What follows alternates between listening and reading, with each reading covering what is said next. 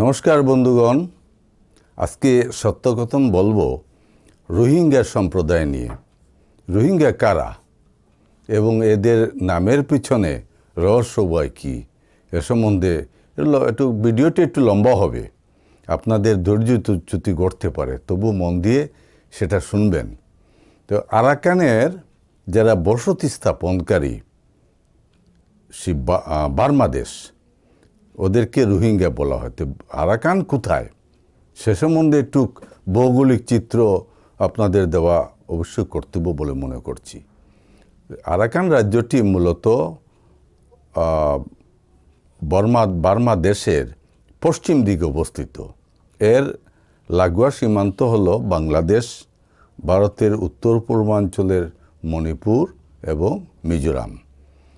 এই হলো মোটামুটি আরাকান রাজ্য। এবং এভাবে আরাকান রাজ্য আরও বেশ রাজ্য নিয়ে বার্মা নামে খ্যাত হয় ব্রিটিশ রাজের আগে। ব্রিটিশরা যখন সমস্ত বার্মা দখল করে তখন সেটার নাম থাকে বার্মা। তো বার্মা অঞ্চলটি ধীরে ধীরে যখন স্বাধীন দেশপ্রাপ্ত হয় ব্রিটিশরা চলে যাওয়ার পর, তখন সেটার নাম পরিবর্তন করে রাখা হয় মায়ানমার। মায়ানমারের একটি রাজ্য, যা আমাদের যেমন আসাম, মণিপুর কিংবা পশ্চিমবাংলা, এদেরকে এইভাবে রাজ্য একটি আরাকান। আরাকানে বসতি স্থাপনকারীরা যারা বসতি করে, মগ জাতি আছে এবং বিভিন্ন আরাকানের মধ্যে জাতি উপজাতি গোষ্ঠী আছে। ওদের সঙ্গে যাদের বিবাহ হয়েছিল, যেমন চট্টগ্রামী বাঙালি মুসলমানদের, ওরা আরাকানে গিয়েছিল। কেন গিয়েছিল সে সম্বন্ধে ঐতিহাসিকরা বলেন যে সত্যি সত্যি চট্টগ্রামে পাহাড়ি অঞ্চল, যেমন পাহাড়ি অঞ্চল ক্ষেত কৃষি তেমনভাবে হয় না, সেই জন্য প্রচুর বাঙালি মুসলমান, চট্টগ্রামী মুসলমান মূলত এরা আরাকানে যায় এবং সেখানে ক্ষেত কৃষি জীবিকা নির্বাহ করে। এবং ক্ষেত কৃষি জীবিকা নির্বাহ করার সময় এবং শ্রমিকেরও কাজও করে।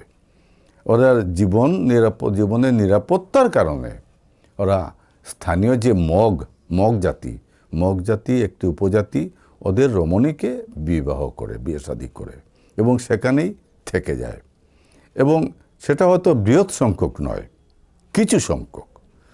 এরপরে ঐতিহাসিকরা বলেন যে এদের সংখ্যা কিভাবে বৃদ্ধি হলো। এরা কি চট্টগ্রামী মুসলমান, বাঙালি মুসলমান কি আরাকানে যাবে, গিয়ে সেরি আপনার বিবাহ করবে মগ রমণীকে? সেটা নয়, সেটার আরেকটা ঐতিহাসিক কারণ আছে।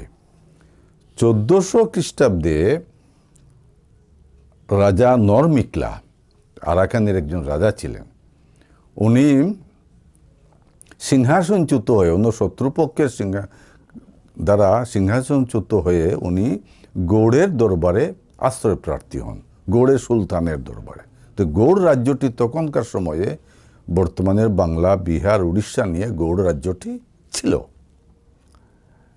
প্রায় 24-25 বৎসর কাল রাজা নরমিক্লা গৌড়ের রাজার আশ্রিত ছিলেন। এবং 1430 খ্রিস্টাব্দে গৌড়ের সুলতানের সৈন্যবাহিনীর সাহায্যার্থে উনি আবার সিংহাসন পুনরুদ্ধার করে উনি আরাকানে চলে যান। এবং যে সৈন্যগুলা ওনার সঙ্গে গিয়েছিল, ওদের সাহায্যকারী হিসাবে পরিবহন শ্রমিক এবং আরও যারা সাহায্য করছে এদের শ্রমিক ওদের সঙ্গে গিয়েছিল। তো রাজা নরমিক্লা বার্মার সীমান্তে গৌড়ের সৈন্যবাহিনীকে আশ্রয় শিবির দেন, যাতে বার্মারা আক্রমণ না করে রাজা নরমিক্লাকে। এবং যখন ওনার সীমান্ত সুরক্ষিত হয়ে যায়, তখন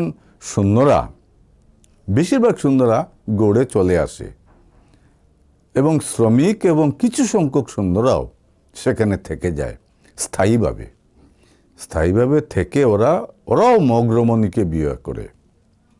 এখন প্রশ্ন হলো যে এত বৃহৎ সংখ্যক হয়ে যায় যে এই বর্ণসংকর একটা মিশ্র জাতি জাতিটা হলো যে চট্টগ্রামী বাঙালি মুসলমান এবং মগ জাতির যে নারী বিবাহ করেছে ওদের মিশ্র জাতি, ওদের কোনো স্থায়ী আবাসও নেই, জন্মভূমি বলাও যায় না।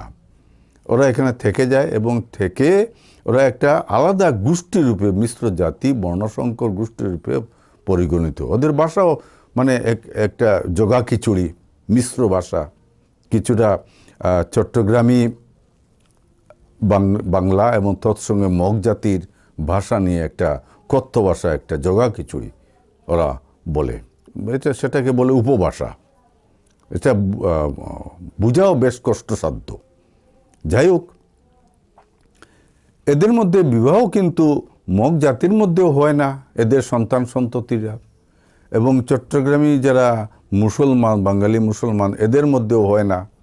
তখন ওরা ওদের এই মিশ্র বর্ণসংকর জাতির মধ্যেই ওদের বিবাহটা হতে থাকে, এতে করেও ওদের জনসংখ্যা বাড়তে থাকে। তো এই হলো ওদের মানে যে একটা মিশ্র জাতির গঠন। তো নাম হলো কিভাবে রোহিঙ্গা, সেটা নামের পিছনে একটা বিরাট রহস্য আছে। তো রহস্যটা হলো যে ম্রাউক রাজবংশের রাজধানীর নাম ছিল মৃহাং। মৃহাং নামটাও উচ্চারণ করতে বেশ কষ্টসাধ্য। তো আমি বানান করে আপনাদেরকে বলছি, ময় রফলা ওকার হয়কারে হা আর অনুষ্কার, এই মৃহাং। এই মৃহাং থেকে কেউ কেউ ঐতিহাসিক বলেন যে মৃহাং থেকে রুহাং হয়েছে, এবং রুহাং থেকে লিখিত ভাষায় রুসাং, কালক্রমে সেটা হয়েছে, ধীরে ধীরে ধীরে ধীরে হয়েছে। ওদের ভাষা একটা, আমি আগেও বলেছি, ওদের ভাষা একটা মানে কথ্য ভাষা, জগা খিচুড়ি ভাষা। এই হলো ওদের নামের পিছনে একটা কারণ। এবং চট্টগ্রামবাসীরা যারা স্থায়ী বসবাস করে, ওরা কিন্তু আরাকানবাসীকেই, সমগ্র আরাকানবাসীকেই রুহাং রুহাং বলে সম্বোধন করে, আর লিখতে সময় ওরা লিখে রুসাং, এবং উপভাষা এদের। তো এই হলো মোটামুটি একটা প্রামাণিক, একটা ঐতিহাসিক ঘটনা। এবং আরও দুই একটি ঘটনা রুহাং নামের পিছনে কেউ কেউ ঐতিহাসিকরা বলেন, যেটা রহম। যে রহম কথাটির অর্থ হলো রক্ষা করো, ক্ষমা ভিক্ষা দাও। যে রহম কথাটির থেকেও কেউ কেউ ঐতিহাসিকরা বলেন যে রোহিঙ্গা নাম হয়েছে। রুহাং থেকে লিখিত ভাষা রুসাং, রুসাং থেকে রোহিঙ্গা। তো এই রোহিঙ্গা সম্প্রদায়েরা এত বেশি পরিমাণে এদের বাস আরাকানে, ওরা কিন্তু মাতৃভূমির প্রতি কোনো টান নেই, দয়া মায়া নেই। ওরা ছড়িয়ে ছিটিয়ে পৃথিবীর বিভিন্ন অঞ্চলে ছড়িয়ে ছিটিয়ে যাচ্ছে। এবং সাম্প্রতিককালে দেখা যাচ্ছে যে প্রায় 12 লক্ষ রোহিঙ্গা, সংখ্যা প্রায় 12 লক্ষ রোহিঙ্গা অবৈধভাবে এসে বাংলাদেশের টেকনাফ অঞ্চলে আশ্রয় নিচ্ছে। এখন কেন 12 লক্ষ এসে বাংলাদেশে আশ্রয় নিচ্ছে সে সম্বন্ধে আমি যাব না, কেন সেটা আরেকটা ইতিহাস, আরেকটা ঘটনা, সেটা এখন বলবো না, অন্য সময় বলবো। তো এই 12 লক্ষ এদের খাবার, ভরণ পোষণ সমস্তটাই কিন্তু রাষ্ট্রসংঘ এবং বাংলাদেশ সরকারে বর্তমানে বহন করছে। ওদের বিরাট একটা আশ্রয় শিবির, এবং আশ্রয় শিবির থেকেও ওরা চূড়াই পথে ভারতবর্ষে এবং থাইল্যান্ডে ওরা চলে যাচ্ছে। ভারতেও কলকাতা, কোচিন, বেঙ্গালুরু, দিল্লি এবং বিভিন্ন অঞ্চলে ওরা আসছে। এবং ওদের আসার পিছনেও আমাদের এই ভারতের কিছু দালাল শ্রেণীর লোকের সাহায্যে, এবং সেটা কিন্তু ভারতেরও মাথা ব্যথা। কেন এই যে রোহিঙ্গা সম্প্রদায়, এরা কিন্তু চুরি, ডাকাতি, ছিনতাই, রাহাজানি অন্তর্গাতে বিভিন্ন কাজ ওরা করতে পারে। ওদের শিক্ষাও নেই, যার জন্য ওরা একটা নীতি আদর্শ নিয়ে চলে না, যার জন্য আজকে ভারতবর্ষের একটা বিরাট চিন্তার বিষয়, দুশ্চিন্তার বিষয়, এবং বাংলাদেশের আরও দুশ্চিন্তার বিষয়। চতুর্দিকে ওরা তো মানে একটা শক্তি, এবং ওদের অস্ত্র চালানোর শিক্ষা গ্রহণ করছে। এবং বর্তমানে যে আরাকানে আরও 5-6 লক্ষ রোহিঙ্গা আছে, ওরাও কিন্তু অস্ত্র ধরছে আরাকানি সৈন্যের বিরুদ্ধে। তো এই পর্যন্তই আপনারা শুনলেন যে রোহিঙ্গা নামের পেছনের রহস্য কী এবং কেন ওরা পলায়ন করছে। মোটামুটি একটা চিত্র আপনাদের সামনে তুলে ধরলাম। তো বন্ধুগণ, আজকে এই পর্যন্তই। ধন্যবাদ। বন্দে মাতরম।